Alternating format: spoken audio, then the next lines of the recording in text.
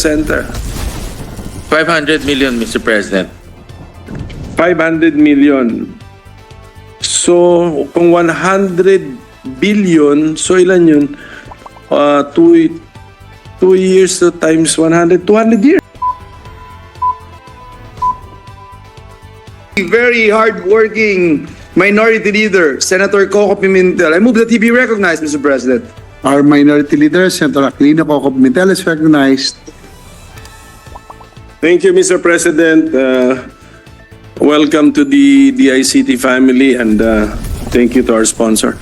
Gusto ko rin, ako rin yung babati sa inyo ng magandang tanghali. Okay? Gusto ko ako yung gagawa. Basta magpakain ka, Mr. President. Of course, no problem. Breakfast and lunch.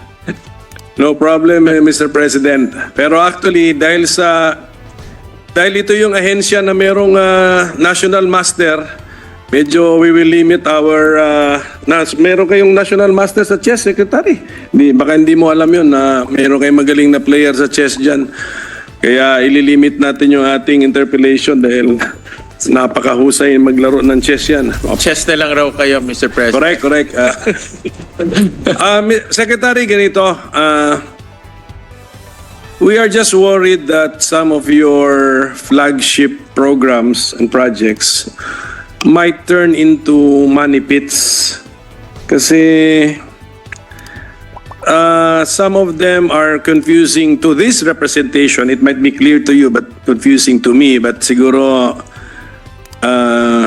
maybe you can give us a short input this morning and then ano na lang siguro more detailed inputs in writing.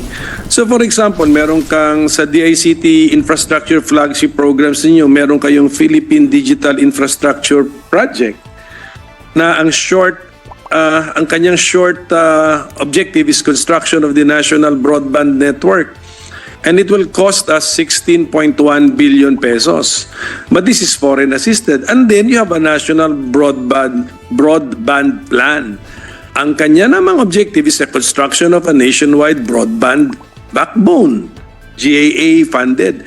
35 billion pesos. Ano yun? I mean, hindi ba overlapping na po yun? I mean, can we be helped in understanding these two projects and then pag-isuma total po na? Kasi yung foreign assisted, utang din naman yan eh. Babayaran din naman natin yan eh. It's just a deferred GAA funded actually kung tutusin ha. Kung magtapatan tayo rito ganito sa umaga, a foreign assisted project is just a deferred GAA funded project actually. So isuma total natin yan eh, 50 billion pesos. What would be the short or brief information coming from the department?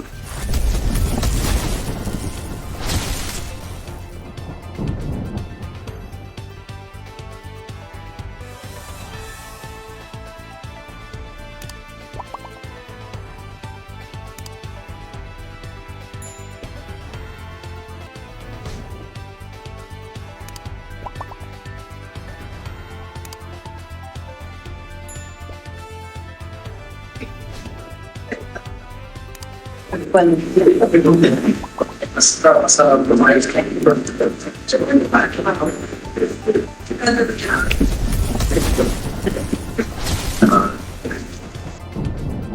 Mr. President, I'll explain first the project, Mr. President. The vision here is to come up with a national fiber optic backbone, Mr. President.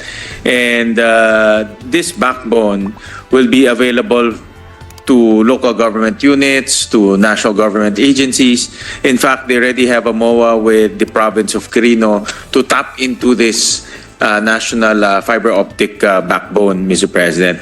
And the goal of this is to, number one, lower down cost because it will be built by government, to make it affordable to our constituents and to our local government units.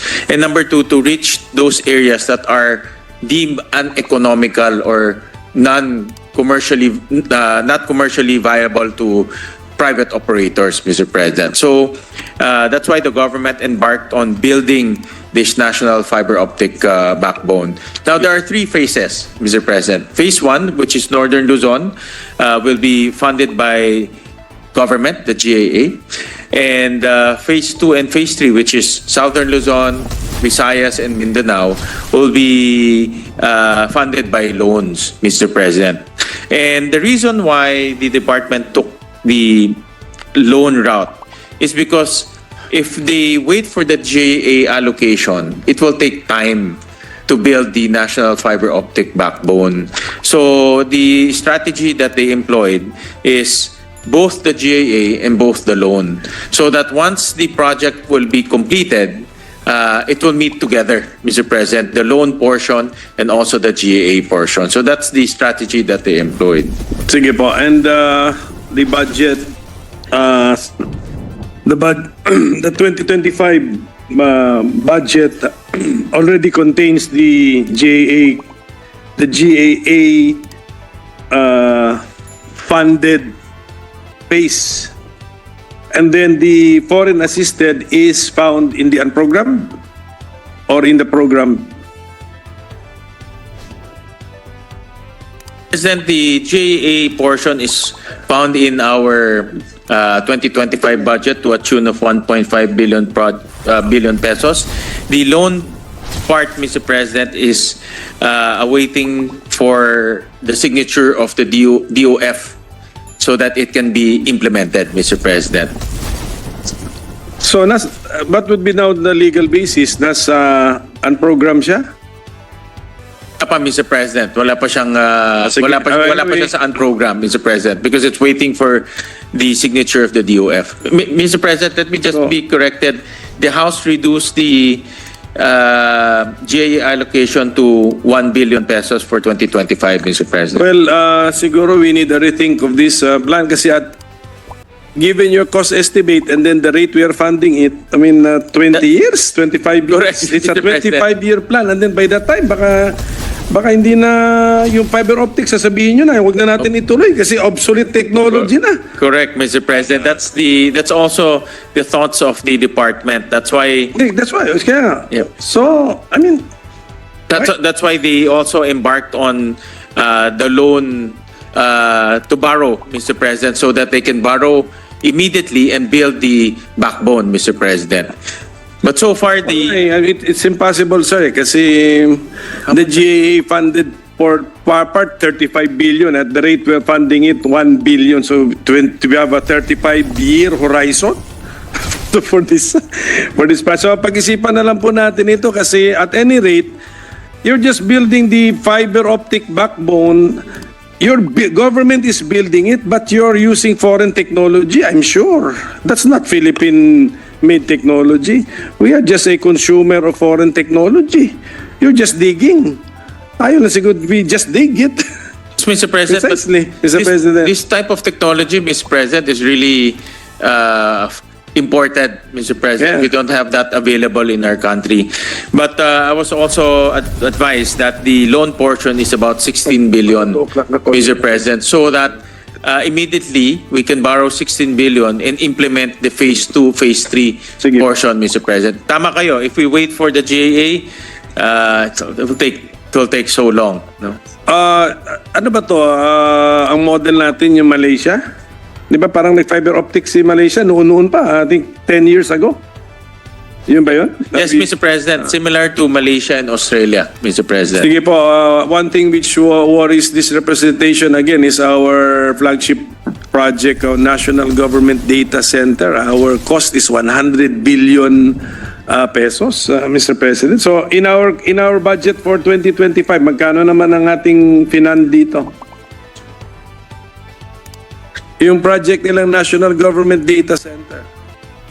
500 million, Mr. President. 500 million. So, kung 100 billion, so ilan yun? 2 years times 100, 200 years. Tama ba? For the data- Mr. National Master, tama ba? For the data center, Mr. President. Yes, sabi niyo, the cost is 100 billion pesos. We are budgeting it at a rate of 500 million per year. Tama ba? So, in 2 years time, 1 billion, tas 100, so 200 year. It's a 200-year plan, Mr. President.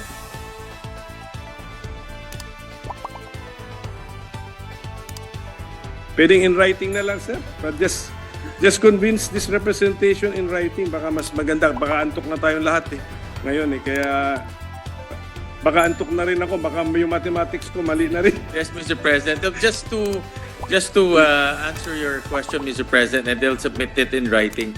The original budget for the data centers is 100 billion, Mr. Yes. President.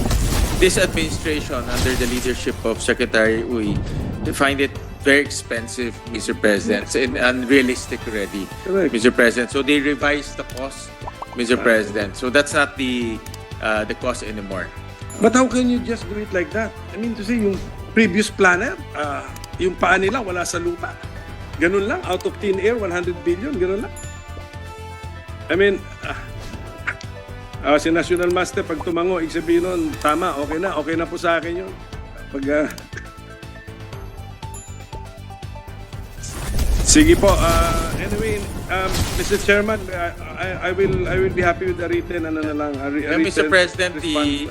the new estimate for the data center is about 1 billion pesos, Mr. President. 1 billion pesos. Correct. So not Not 100 billion. per data center. Per data center. Yeah, how many do we intend to build? 100 din.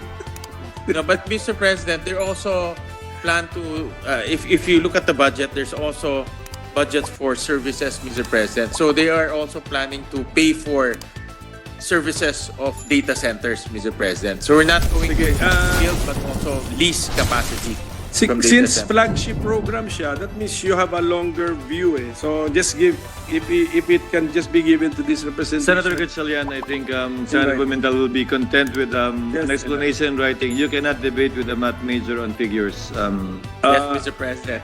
Especially at 2 a.m., Mr. Yeah, President. So, No, as I've stated earlier, I will defer to the National Master, Mr. President. May abilidad dyan na hindi natin kaya, Mr. President. So at any rate, Mr. President, maraming issues dito, but we'll just send our questions to the Secretary. Yung ELGU project versus National Broadband Plan, paki-distinguish yung ano po ito. And then you have some COA findings which are disturbing to this, which I find to be disturbing. So please, the answer is how will you address the COA findings, lalo na yung mga non-delivery ng contract stipulation sa free Wi-Fi. I mean, bakit ba nila nakuha muna yung mga kontrata? Yun po yung mga tanong po natin.